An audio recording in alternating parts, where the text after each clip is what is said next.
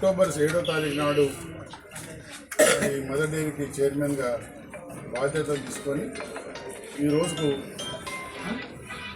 సంవత్సరం మీద 2 నెలలు అవుతుంది. మరి 2 నెలల ఈ సంవత్సరం మీద 2 నెలల కాలంలో నాకు డైరీని మంచి సక్రమ మార్గంలో సెంటర్లలో పాలు స్టాండర్డ్గా వచ్చేటట్టు చెకింగ్ చేసి వాస్తవాలను చూసి నేను దాదాపు అవినీతి జరిగే దగ్గరల్లా దాదాపు 25 మందిని సస్పెండ్ చేసిన, మేనేజర్లను, సూపర్వైజర్లను.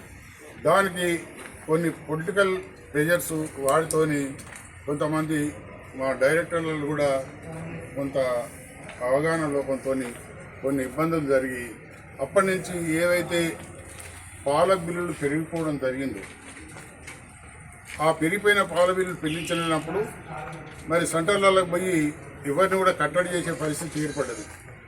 ఎందుకు జరిగింది అంటే మరి నేను వచ్చిన నాటికి దాదాపు పాల బిల్లులు 20 కోట్లు ఉన్నాయి, 20 కోట్ల చిల్లర ఉంది. ఈరోజు కూడా 22-23 కోట్లే ఉన్నది. కాకపోతే ఏంటంటే ఆ రోజు ప్రొక్యూర్మెంట్ ఎక్కువ ఉంది కాబట్టి నెలకు 7 కోట్లు 8 కోట్లు బిల్లులు అయ్యేది. ఇప్పుడేమో 3 కోట్లు 4 కోట్లే ఉన్నది కాబట్టి నెలలు ఎక్కువ పెరిగింది. అప్పుడేమైంది, ఎక్కువ పాలు వచ్చి పేమెంట్లు ఎక్కువ ఉండడం వల్ల వాళ్ళు చేసినటువంటి పాల బిల్లులు నేను ఇక్కడ వచ్చేసి పేమెంట్ చేసేసరికల్లా అది కట్టడయి ఈ స్టాక్ పెరగడానికి అవకాశం ఏర్పడింది. అంతే తప్ప నేను వచ్చిన తర్వాత పాల బిల్లులు ఎక్కువ మొత్తంలో ఆపి చేసింది అనేది ఏం లేదు. ముఖ్యంగా ఇక్కడ ఏదైతే మదర్ విజయ పాలు స్టార్ట్ చేసినామో కొత్తగా, అప్పటి నుంచి దీనికి నష్టాలు మోపైంది. అది మేము మొదలేమనుకున్నామంటే దాంతో లాభాలలో వస్తుందని మదర్ విజయాన్ని స్టార్ట్ చేసినప్పుడు మీకు అందరికీ తెలుసు, పేపర్లలో వచ్చింది. చైర్మన్ కొంటే రూపాయి అమ్మితే రూపాయి, రోజుకు ఆయన 1,00,000 రూపాయలు సంపాదిస్తుండు అని పేపర్లు దగ్గర పెట్టి రాసినాయి. నేను కూడా అని నాకు రాని రూపాయలు ఎక్కడి నుంచి ఇది ఎక్కడ జరిగింది, ఇది ఎక్కడ ఇది మిస్టేక్ అని చెప్పి మా దగ్గర ఎట్లుంటుందంటే ఏదైనా ఒక రేట్ ఫిక్సప్ చేసేటప్పుడు ఆఫీస్ ఫైల్లో ఫైల్ నోట్ ఉంటుంది, దాంట్లో రేట్లు ఫిక్స్ చేస్తాం. ఇగో ఈ డిస్ట్రిబ్యూటర్కు ఈ రేట్ ఇవ్వాలి, పాల్గొంటే ఇంత కొనాలి అనేది నోట్ ఫైల్ ఉంటుంది. ఆ నోట్ ఫైల్లో మేము పెట్టిన దాన్ని ఎండి 2 రూపాయలు ఎక్కువ రాసుకొని ట్యాంపరింగ్ చేసి అటువంటి 4 డిస్ట్రిబ్యూటర్ల దగ్గర లాలూచి పడి ఇవన్నీ జరిగిన దానికి మరి నేను పట్టుకొని మరి బోర్డులో పెట్టడం జరిగింది. అప్పుడు ఆయన రాజీనామా చేసింది ఎండి. మరి బోర్డులో పెట్టినప్పుడు మెజార్టీ సభ్యులు దాన్ని అంగీకరించకపోతే నేను కూడా దాన్ని పట్టుబట్టి రాజీనామా ఆమోదించినాం. అది నేను నోటి మాటలతో చెప్తలేను. మాకు ఆ రోజు తీర్మానంలో కాపీలో కూడా ఆ రోజు రాసిన తర్వాత ఏమన్నారు వాళ్ళు, రాజీనామా ఆమోదిస్తున్నాం కానీ కొత్త ఎండీని పెట్టే వరకు నెక్స్ట్ బోర్డు అయ్యే వరకు ఈయననే కంటిన్యూషన్ చేయాలి, ఎందుకంటే మనం చేసే రోజు దినవారీ కార్యకలాపాలు ఇబ్బంది అవుతుందనే ఆలోచన మీద ఆయనను కంటిన్యూషన్ చేశారు. అప్పటి నుంచి ఇప్పటివరకు ఆయననే కంటిన్యూషన్ చేస్తున్నారు. అంటే ఎన్నో ఒక్కటి కాకుండా చాలా విషయాలలో అవినీతి జరిగింది. దాన్ని కట్టడి చేయాలంటే మరి మాకు బోర్డు డైరెక్టర్ సహకరించలేదు.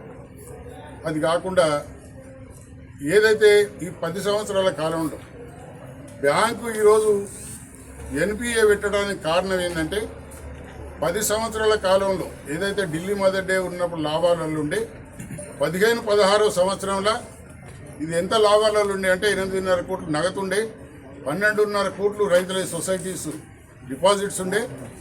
అటువంటిది ఒక 15-16 సంవత్సరంలో ఒకటే సంవత్సరంలో ఇది 8.5 కోట్లకి నష్టం పోయింది.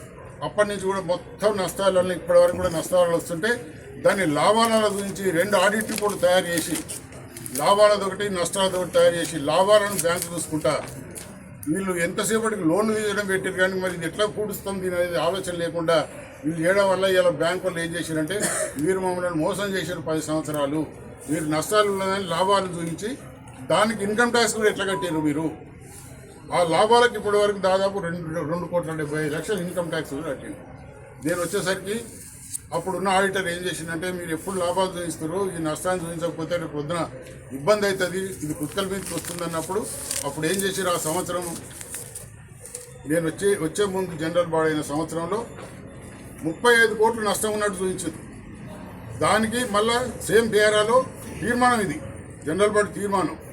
నెక్స్ట్ పేరాలో 1,84,00,000 లాభం వచ్చినట్టు, మళ్ళీ దానికి 45 లక్షల ఇన్కమ్ ట్యాక్స్ సర్టిఫికేట్ చూపించారు. బ్యాంక్ వాళ్ళు ఏమన్నారు, ఇక్కడ నష్టమైంది, ఈ లాభం ఏంది అంటే మీరు మమ్మల్ని చీట్ చేశారని చెప్పి దాంతో మొత్తం ఎంక్వైరీలు పెట్టి ఇవాళ ఎన్డీటీవీ రావడానికి కూడా అదొక భాగం లేట్ కావటానికి. ఇటువంటివి జరిగినప్పుడు మరి ఈ మోసాలన్నీ ఇవాళ నేను బయట పెట్టడం వల్ల మరి కొంతమందికి మింగుడు పడక, కొంతమంది ఇక్కడ ఉన్నటువంటి సీనియర్ ఉద్యోగులు కూడా వాళ్ళ ఇవన్నీ చేసే అవినీతి పనులకు ఈరోజు సంస్థ దిగజారిపోతుంది. దీన్ని ఎప్పుడో మేము ఎండీని మారవాలని వచ్చిన కొత్తలనే అనుకున్నప్పుడు దాన్ని కొంతమంది డైరెక్టర్లు సహకరించకపోవడం వల్ల ఇప్పుడు ఆయన అట్లే కంటిన్యూషన్ చేయడం అవుతుంది. దీనికి ఆ ఎండీని మార్చకపోతే ఈ సంస్థకు పుట్టగతులు లేవు. నేను 100% బల్లగుద్ది చెప్తున్నా. ఇది పెద్దలు దీన్ని కాపాడినటువంటి సుఖేందర్ రెడ్డి గారు ఆయన బల్లగుద్ది చెప్పి నేను వచ్చిన రోజే ఆ ఎండీని మీరు మార్చకపోతే మాత్రం నువ్వు ఏం చేయలేవు మధు, అది చాలా కష్టంగా ఉన్నది నాకు తెలుసు. అంటే కూడా మా దగ్గర ఉన్నటువంటి ఎంప్లాయీస్ చాలా వరకు అందరూ కూడా సుఖేందర్ రెడ్డి గారి దగ్గరికి బండ్లు కట్టుకొని పోయి నల్గొండ పోయినప్పుడు ఆయన ఒకటి ఇప్పుడు ముందు ఎండీని మార్చి నా దగ్గర రండి అన్నప్పుడు ఇవన్నీ ఆయన మీద ఒక ఏసీబీ కేసు మీ అందరికీ తెలుసు. మాలు మల్లపల్లి కందుకూరులో చేసినప్పుడు ఆయన ఏవైతే ట్యాంకర్ల కొద్ది పాలు కల్తీ పాలు చేసి అమ్మినప్పుడు ఎస్ఓటీ వాళ్ళు పట్టుకొని కేసులు కూడా బుక్ అయిన రోజు ఉంది. మరి అటువంటి ఆయన ఇలా ఒక ఎండీగా పెట్టి మరి ఈరోజు ఈ సంస్థను నడుపుతుందంటే మరి మోసాలకు గురి కాకుండా ఎట్లా ఉంటుందని నేను అడుగుతున్నాను మీ అందరినీ.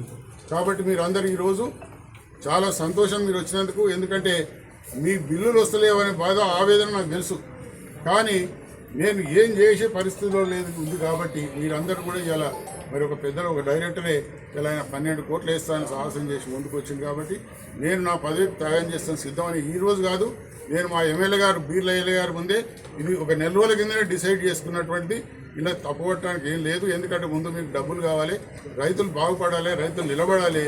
ఎందుకంటే నాకు కూడా నేను కూడా ఒక రైతుని, నేను కూడా 100 లీటర్లు పాలు పోసి సపరేట్ సెంటర్ను మెయింటైన్ చేసినటువంటి వ్యక్తిని నేను.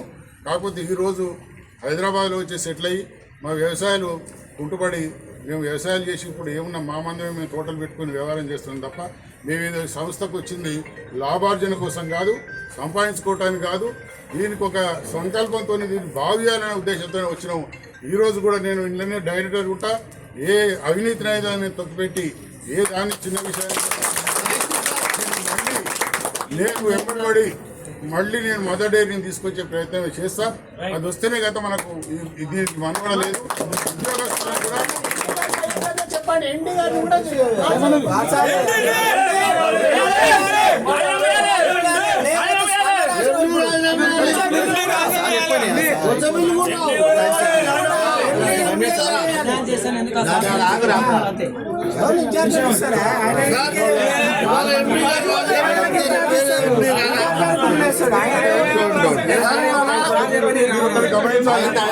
సంవత్సరాల నడుస్తుంది, దాదాపు 40-50 సంవత్సరాలు నడుస్తున్న డైరీ ఏ రోజు మూతపడుతుందంటే అందరూ కళ్ళకు నీళ్ళు వచ్చే పరిస్థితి ఉంది.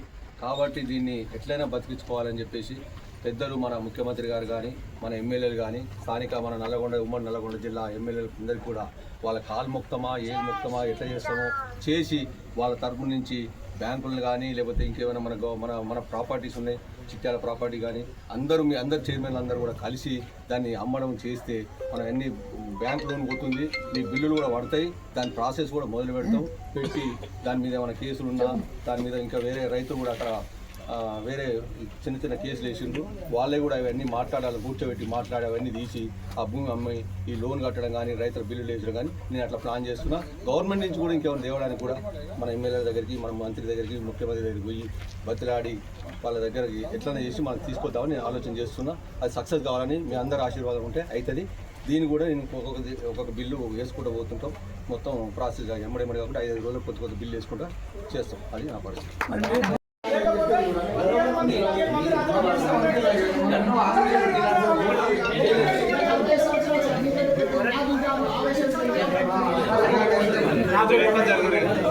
బయటకు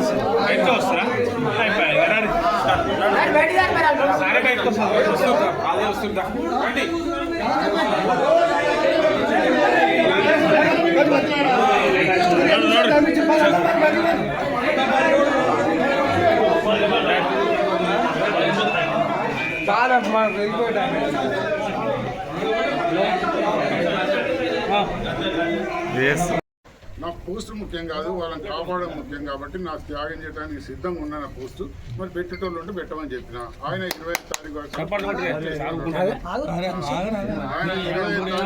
12 కోట్లు వేస్తా అన్నాడు. దానికి మీ అందరికి సమాధానం అయితే నాకు కూడా సమాధానం.